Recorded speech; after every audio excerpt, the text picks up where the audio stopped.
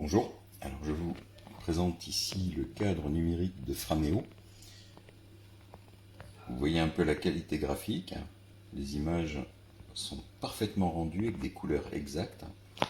Alors au niveau technique, la résolution est de 1280 par 800, ce qui permet d'avoir des fichiers de taille réduite pour être stockés dans la mémoire interne de 16 Go.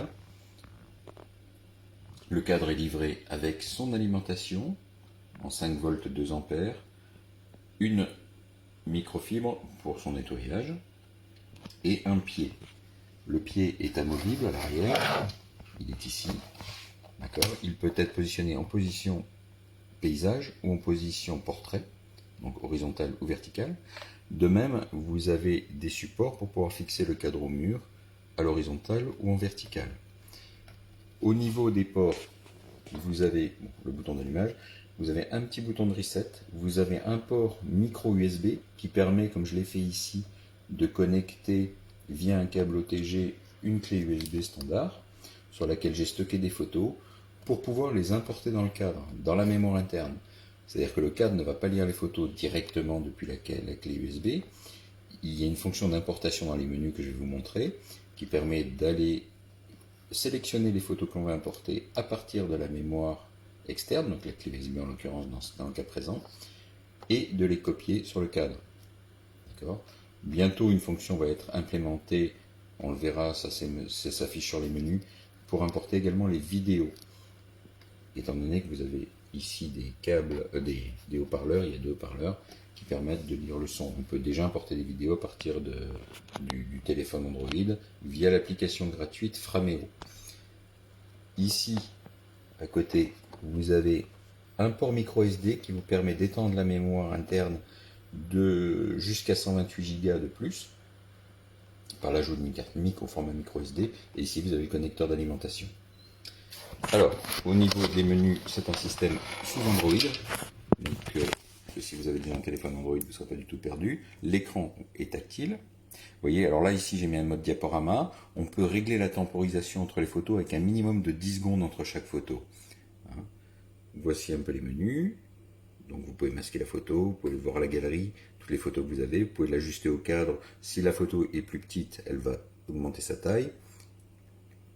Vous pouvez la supprimer, la faire pivoter, etc. Dans les menus, vous avez pas mal de choses. Vous pouvez régler la langue, le fuseau horaire, etc. Vous pouvez aller voir l'état de votre mémoire. D'accord, sur les 16 Go, donc vous en avez 12,80 disponibles. Vous voyez ce que j'utilise avec 50 photos. Il y a de quoi faire.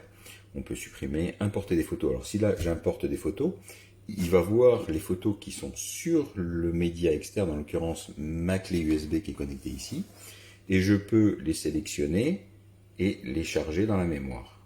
D'accord, ici vous voyez, je les sélectionne, je peux en sélectionner plusieurs, je peux tout charger, etc. Mes amis, alors ça c'était au niveau de l'application Framéo qui est gratuite, vous pouvez autoriser des amis à charger à distance depuis leur téléphone portable par exemple, des photos directement dans votre cadre en leur fournissant le code nécessaire. Et ça, il faut que votre cadre soit connecté au réseau Wi-Fi de la maison, alors en 2.4 GHz uniquement.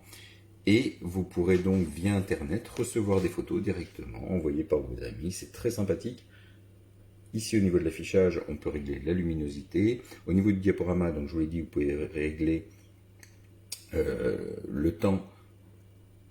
Je vais y arriver, le temporisateur, voilà. C'est un minimum de 10 secondes entre chaque photo.